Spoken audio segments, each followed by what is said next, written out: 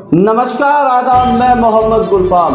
हकीकत न्यूज़ में आज आपका स्वागत है, क्योंकि सच हम ही दिखाते हैं। और आज हकीकत न्यूज़ में हम दिल्ली सरकार की वो नाकामियां बताने जा रहे हैं जो दिल्ली सरकार ने कोविड-19 के चलते हुए बहुत बड़ी भूल की है। आपको बता दें, पूरे भारत में 52,552 केस कोविड-19 के आ चुके हैं। और वहीं अगर दिल्ली की बात करें तो दिल्ली में तकरीबन 5,000 से प्लस कोविड-19 के केस आ चुके हैं।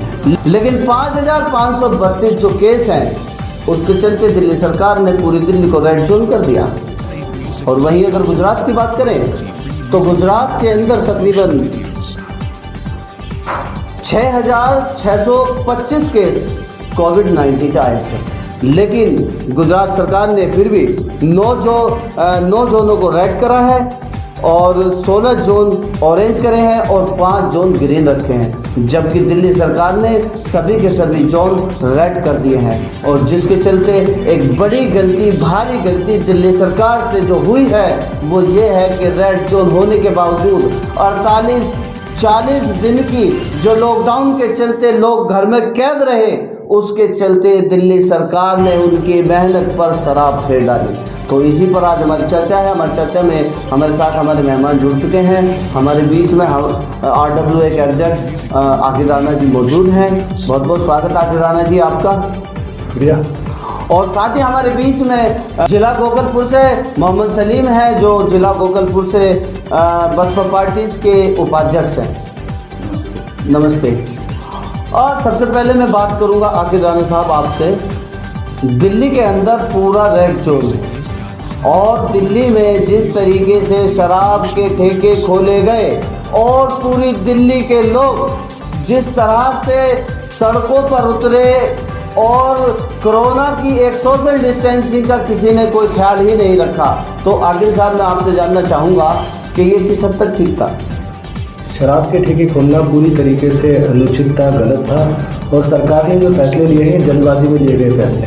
सरकार इसके पीछे जो एक लॉजिक बता रही है कि अर्थव्यवस्था को बचाने के लिए हमने ये शराब के ठेके खोले, ये बात ही सुनने में अपने आप में एक बहुत बड़ी हास्यप्रद लगती है, हंसी की बात लगती है कि जब सरकार की एक जिम्मेदारी, सामाजिक जिम्मेदारी होती है कि वह देश से नशेड़ियों को भगाए।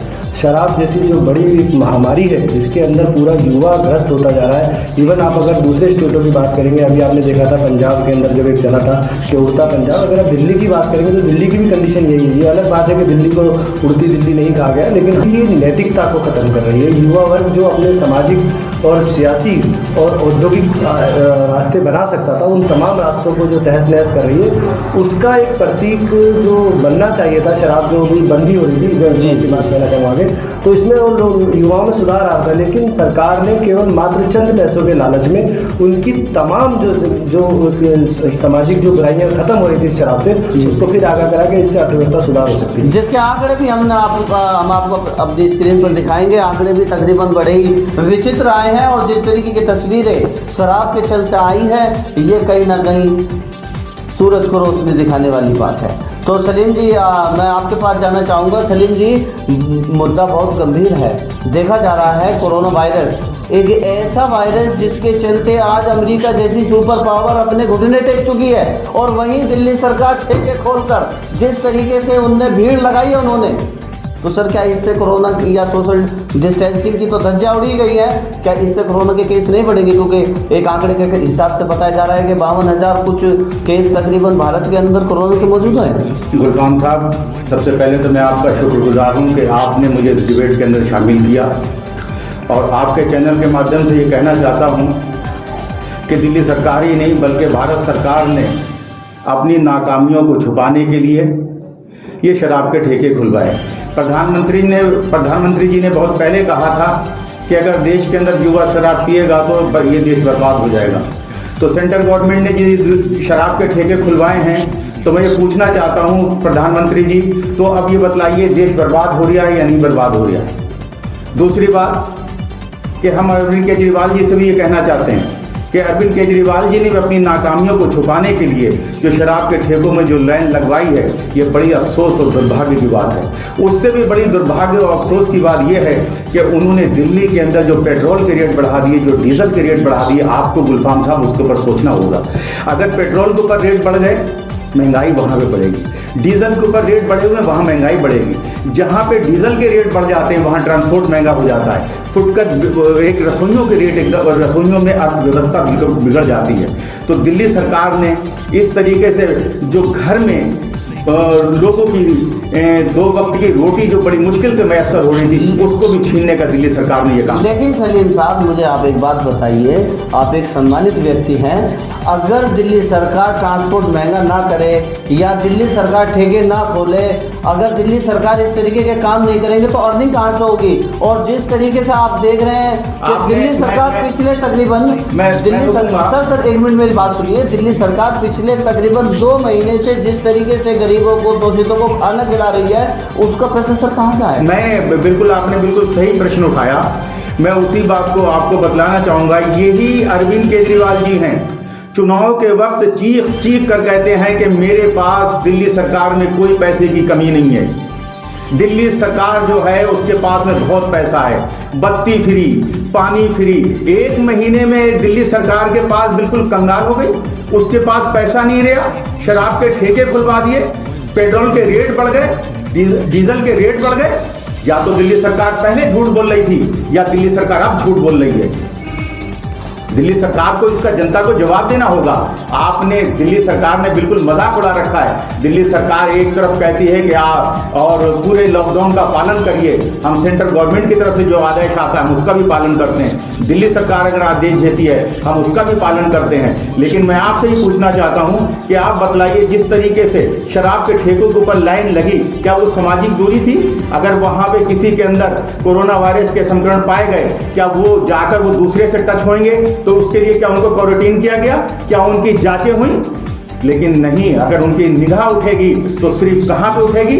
उनकी निगाह उठेगी तो मरकज के ऊपर उठेगी, उनकी निगाह उठेगी तो जमातियों के ऊपर उठेगी। आज वो दिल्ली, तो क्या आपको पता है, क्या आप इस चीज़ पे इत्तेफाक नहीं रखते कि जमाती जो मौलाना साद थे, मौलाना साद ने जिस तरीके से कोरोना के चलते एक बड़े प्रोग्राम ऑर्गेनाइज किए, जिसके चलते तकरीबन पॉजिटिव काफ़ी जमाती लोग पाए गए हैं, तो क्या आप इस बात से इत्तेफाक नहीं रखते कि कहीं ना कहीं गलती हुई है? बिल्कुल नहीं, जमात की कोई गलती नहीं। जमात ने अपनी जगह बिल्कुल सही काम किया था। जमात ने समय समय पर जो वहाँ के SHO थे उनको भी अवगत कराया था। एकदम लॉकडाउन वहाँ पे लगा दिया गया और सरकार की तरफ से ये आदेश हो गया कि जो जहाँ रह रहा है वहीं रहेगा। तो मैं आपसे पूछता हूँ, तो बतलाइए वो लोग कहाँ जाते? उन्होंने तो सरकार के आदेश का पालन किया था, वो जमात के अंदर वहीं रह रहे थे। ये सरकार की जिम्मेदारी बनती थी कि उनको पहुँचाने की, लेकिन सरकार ने उनको नहीं पहुँचाने का काम किया है और सारा दोष उनके ऊपर मंडने का काम किया। लेकिन मैं अपनी डिबेट में आदिल साहब को लाऊंगा।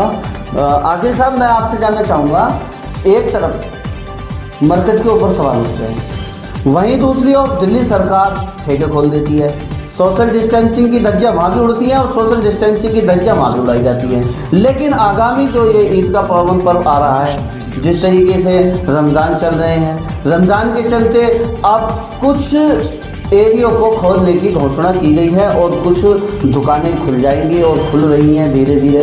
तो इसमें अब जो खरीदारी होगी और जो लोग आएंगे, क्या इस पे आप कुछ टिप्पणी कर सकते हैं? हाँ बिल्कुल, लेकिन उससे पहले मैं आपकी पुरानी बात पर ही जाऊँगा कि जिस तरह से सरकार ने कहा कि भाई हम शराब के ठेके खोल रहे हैं, न केवल शराब के ठेके बल्कि आप ये देखिए पान गुटखी और उस पर भी प्रतिबंध लगाया। बड़ा हास्यप्रद प्रतिबंध है कि उसकी बिक्री पर कोई प्रतिबंध नहीं है, लेकिन थूकने पर प्रतिबंध है, क्योंकि इन्हें पता है कि थूकने से कोरोना वायरस फैलता है। तो ये सरकार जो पूरी साइंस पढ़ी हुई है, आइडियोलॉजी पढ़ी हुई है, तमाम बीमारियों से वाकिफ़ है, तो वो सरकार जो है गुटखे बेच रही है, शराब बेच रही है और कह रही है थूकने पर प्रतिबंध। जो गुटखे खाएगा थूकेगा तो कोरोना वायरस उड़ेगा। मौलाना साहब की जहाँ आपने जमातियों की बात करी, मैं वो कह सकता हूँ वो धार्मिक लोग थे जिन्हें शायद उतनी अच्छे से जानकारी नहीं हो कि उन्हें क्या करना चाहिए। उनका तमाम मीडिया के माध्यम से हाईलाइट करके अपने आरोपों को मरा गया है। खैर उस पर हम चर्चा ना करते हुए अगर हम इस बात पर आए कि आगामी रमज़ान में हमें क्या करना है, तो मैं एक अपील के तौर पर ये कहूँगा कि बिल्कुल ठीक है जिस तरीके से खोला जा रहा है, इस पर भी बड़ा ध्यान देने वाली बात है। जैसे आपने कहा कि सोशल डिस्टेंस उसका ख्याल नहीं रखा गया, शराब के जब ठेके खोले गए, ऐसे ही ये 10-12 दिन अगर और लॉकडाउन को ये हैंडल कर लेते करेंगे तो बहुत अच्छी बात रहेगी। क्योंकि रमज़ान के मामले में जब भीड़ बाहर निकल कर आएगी तो उसे ये पता है कि ये सब कुछ खोला जा चुका है, इसमें हमारे पास जो कोरोना वायरस से जो लड़ने की हमारी क्षमता है वो बढ़ चुकी है और हम पूरी तरीके से ठीक ठाक हैं। लेकिन सरकार की आप नाकामियाँ देखिए कि 5,532 के आंकड़े दिल्ली के अंदर हैं और इस बीच में जहाँ जहाँ भी ये जो मामले मिले हैं, इवन मैं सुंदरनगर की अगर बात करूँ तो सुंदरनगर के अंदर 4 जगह से जो ये आंकड़े आए हैं जो अब तक लगभग 3130 के आसपास की संख्या पहुँच चुकी है। लेकिन उस गली में और उस एरिया की बात देखिए, ना उन गलियों को सील किया गया, ना उन एरिया को सील किया गया, ना ही वहाँ जांच की जो तादाद है वो ज़्यादा बड़ी है। और जो जिनको होम क्वारंटाइन भी किया गया उनके ऊपर किसी तरह की कोई प्रतिबंधित नहीं है, वो अपने घर में रह रहे हैं या जा रहे हैं, इसका कोई उनकी कोई देखरेख करने वाला नहीं। ऐसे में ये संख्या बहुत बड़ी बढ़ रही है। चलिए कि दिल्ली के अंदर बड़ी तादाद के अंदर अगर सही से जो जांचें हों, मैं जांच पर दिल्ली सरकार की सवाल उठाता हूं कि जांच अगर ठीक हो तो ये बहुत बड़ी तादाद में निकलेंगे। कापा सेड़ा का मैं एक आपको उदाहरण देता हूं कि कापा सेड़ा के अंदर एक औरत को 19 तारीख को डिलीवरी प्रेगनेंट थी, उसको दर्द हुआ और वहाँ पर जो है वहाँ पर ना बताया गया कि कोरोना से पीड़ित है। और देन क्या होता है कि पूरी एक बिल्डिंग सील कर दी जाती है जहाँ पे 41 और फिर उसमें बढ़ाते बढ़ाते 71 तक लोग पहुँच जाते हैं जिनको वो कोरोना वायरस से संक्रमित बताते हैं। लेकिन उनकी टेस्ट रिपोर्ट की बात है, आज तक वहाँ की कोई टेस्ट रिपोर्ट नहीं हो पाई है कि वो कोरोना से पीड़ित है, यानी केवल शक की बुनियाद पर उनको एक तरीके से केवल बिल्डिंग सील कर दी। ये तमाम दिल्ली का हाल है। तो दिल्ली सरकार जो बड़ी तेज़ी से दावे ठोक रही थी, जब मरकज़ का मामला आता था तो अगले 3 या 4 घंटे के अंदर उसके पास रिपोर्ट आती थी। वहीं जब हम आम जनरल बात देख रहे हैं कि हमारी आसपास के एरियो में जब लोगों को कोरोना पाया जा रहा है तो उनकी जो रिपोर्ट है वो 8-8 दिन तक नहीं आ रही। ये अपने आप में सवाल बनता है कि वो लैब कौन सी थी जो जमात वालों का टेस्ट कर रही है और ये कौन सी लैब आ गई है जो 8-8 दिन तक टेस्ट नहीं कर रही है। ऐसे ही जब रमज़ान के अंदर लोग शॉपिंग करने आएंगे तो फिर वो लैब आ जाएगी जो जमातियों की लैब की टेस्ट रिपोर्ट कर रही थी कि हर आधे घंटे 1 घंटे बाद रिपोर्ट आएगी कि इतने लोग कोरोना पीड़ित निकले। तो हमें अपने मुस्लिम भाइयों से तो खासतौर से अपील करूँगा कि वो जो है रमज़ान की खरीदारी इस बार ना करें और गरीब मजदूर लोगों को देखें, तमाम मुस्लिमों की बिना भेदभाव के उनकी मदद करें। तो सर खैर बहरहाल ये तो आरोप लगाना बिल्कुल आपका अनुचित है क्योंकि आप इसको सीधा हिंदू मुस्लिम पर लेके जा रहे हैं और एक तरीके से आपने मुस्लिम समाज की लैब अलग बता दी और सर्व समाज की अलग बता दी। ऐसा तो खैर नहीं होता क्योंकि ये भारत है, भारत में हर आदमी को बराबर का अधिकार हमारे संविधान ने दिया है। इसी बीच में सलीम साहब आ रहे हैं। मैं आपसे सिर्फ एक जानना चाहता हूँ बात को रोक के कि वो कौन सी ऐसी लैब थी जब जमातियों का टेस्ट कर रही थी तो मात्र 2 या 3 घंटे में कर रही थी, लेकिन जब दूसरे लोगों की जाँच कर रही है, सामान्य लोगों की, मैंने हिंदू मुस्लिम की बात ही नहीं करी क्योंकि इस देश के अंदर जो राजनीति हो रही है वो मुस्लिम को विलन बना के राजनीति हो रही है और उसी विलन का फायदा तमाम देश के जो लोग हैं वो राजनीतिक लोग उठा रहे हैं। चलिए तो सलीम साहब हमारे बीच में आ रहे हैं। सलीम साहब जी क्या कहना चाहते हैं, बताइए आप। मैं ये कह रहा था, आकिल भाई ने जो बातें अपनी अपनी रखी वो बिल्कुल कहीं से जायज़ थी, कुछ बातों पे मैं उनके एग्री हूँ जी। बात यह है कि अभी दिल्ली के अंदर जो 5000 प्लस कर चुके हैं जी, आने वाले समय में जो जून आएगा जुलाई आएगा इसमें पेशेंट कितने बढ़ेंगे इसका अनुमान लगाना बड़ा मुश्किल है।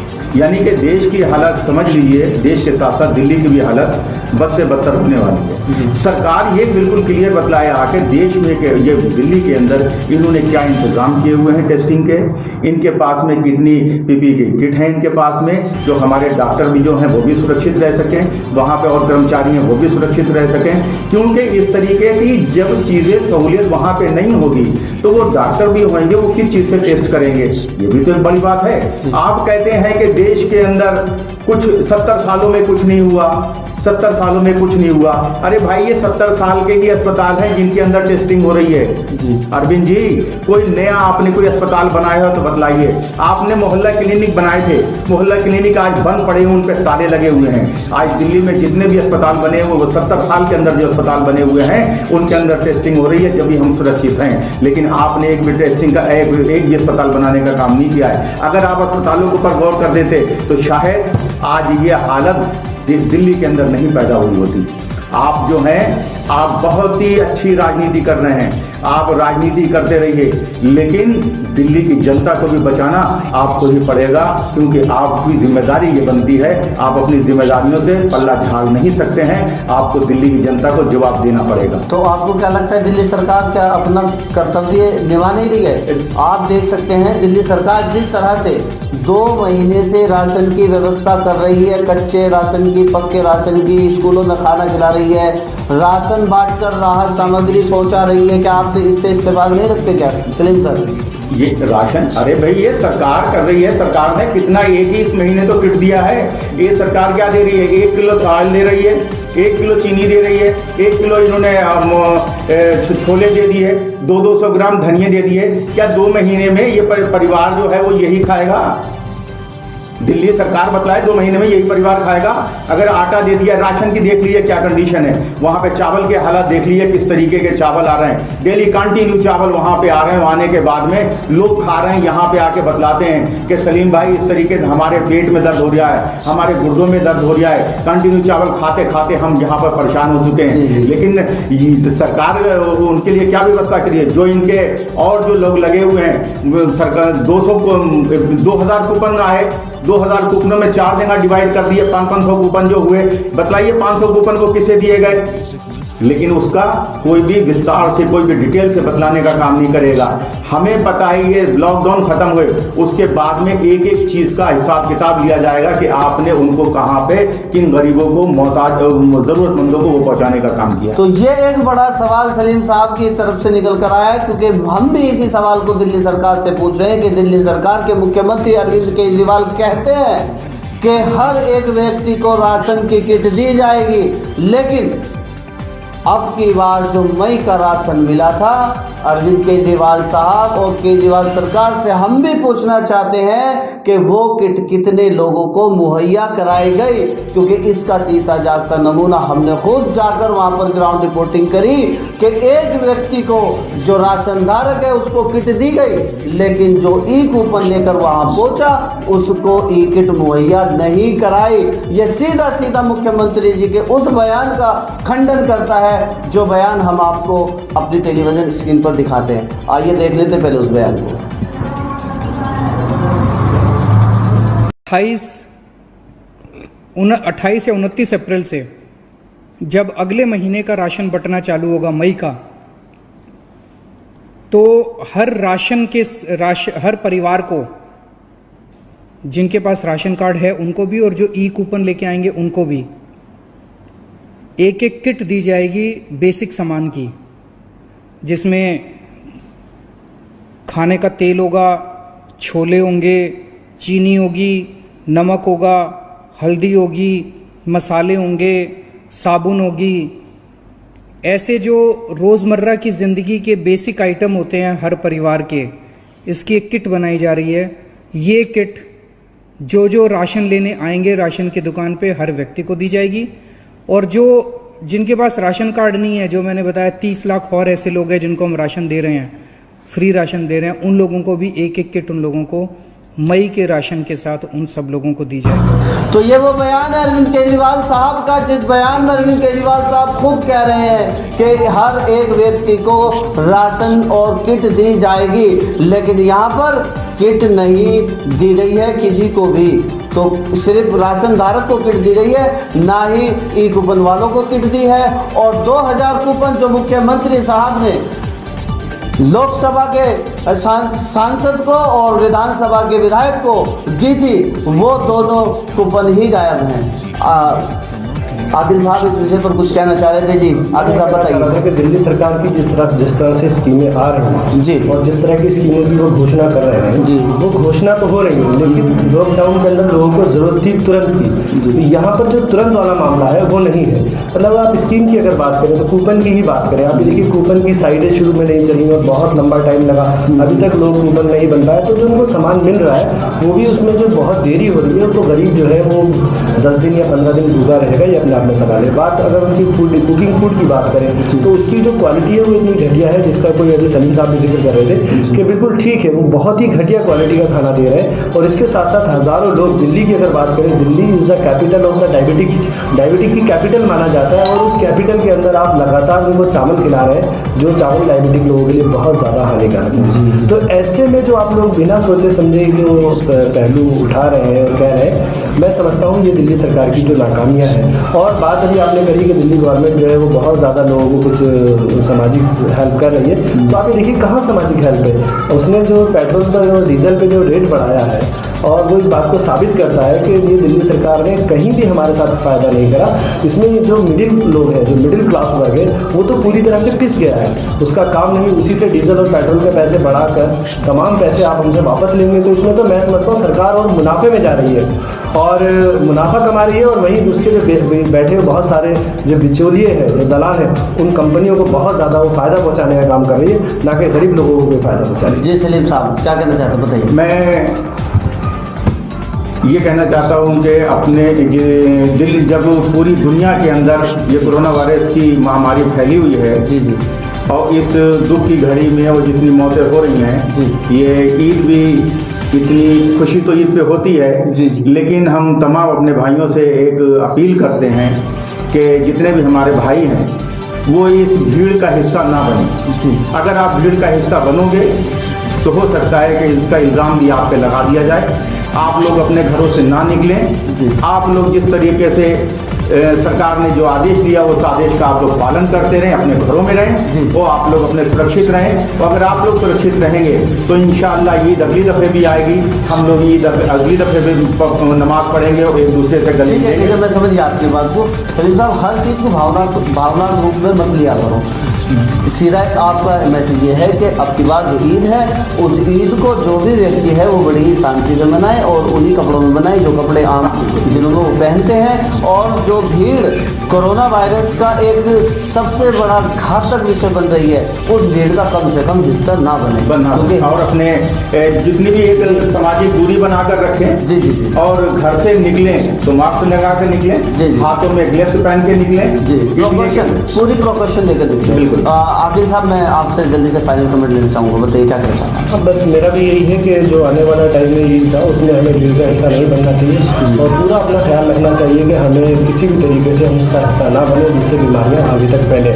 ऐसा नहीं है कि हम नए कपड़े पहनेंगे या शॉपिंग करेंगे तभी ईद मनेगी या तभी उसका कोई हमारा मजहबी जो फरीज़ा है वो अदा होगा, ऐसा कुछ नहीं है। नबी पाक सल्लल्लाहु अलैहि वसल्लम ने कई बार ऐसा वक्त आया जब आपने जो है पुराने कपड़ों में नमाज को अदा की है, तो इसमें कोई ऐसा मसला नहीं है। मैं जहाँ तक समझता हूँ हमें इस बात का ख्याल रखना चाहिए और आज ज़रूरत भी है हमें कि हम उनके तमाम पैसों को बचाकर अपने आसपास के लोगों की जो ज़रूरतें हैं उनको पूरा करें और उनको आगे लाएं।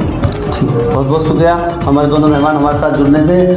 हमारे बीच में सलीम साहब थे जो बीएसपी पार्टी से जिला गोकलपुर से उपाध्यक्ष थे और RWA के अध्यक्ष आकिदानी जी हमारे बीच में मौजूद थे। बहुत बहुत शुक्रिया आप दोनों मेहमानों का जुड़ने का। और मैं फिर आपसे एक बात कहना चाहता हूँ, दिल्ली में जिस तरह के हालात बने हुए हैं, रेड जोन पूरी दिल्ली हुई है और इस दिल्ली में जिस तरह से कोरोना वायरस का कहर बरपा है, कम से कम ईद की शॉपिंग करने के लिए कोई भी वर्ग के लोग बाज़ार में ना जाएं ताकि कोरोना की एक लंबी चैन को तोड़ने में हम कामयाब हो सके। क्योंकि एक पहली गलती दिल्ली सरकार ने जो की है, ठेके खोलकर कहीं ना कहीं एक कोरोना वायरस को इन्होंने आमंत्रित करा है और कोरोना वायरस जिस तरीके से बरप रहा है, 5000 के प्लस दिल्ली के आंकड़े हो गए हैं। तो कम से कम ईद के चलते कोई भी व्यक्ति इस भीड़ का हिस्सा ना बने। तो आप हमारे चैनल के साथ जुड़े रहिए क्योंकि अगली बार हम अपनी डिबेट में और अधिक मेहमानों के साथ अपनी डिबेट करेंगे और इसी तरीके मुद्दे हम आपके सामने लाते रहेंगे। तब तक आप हमारे चैनल को देखते रहिए और हाँ, हमारे चैनल को सब्सक्राइब करना ना भूलें, लाइक और बेल आइकन दबाना ना भूलें। नमस्कार, धन्यवाद।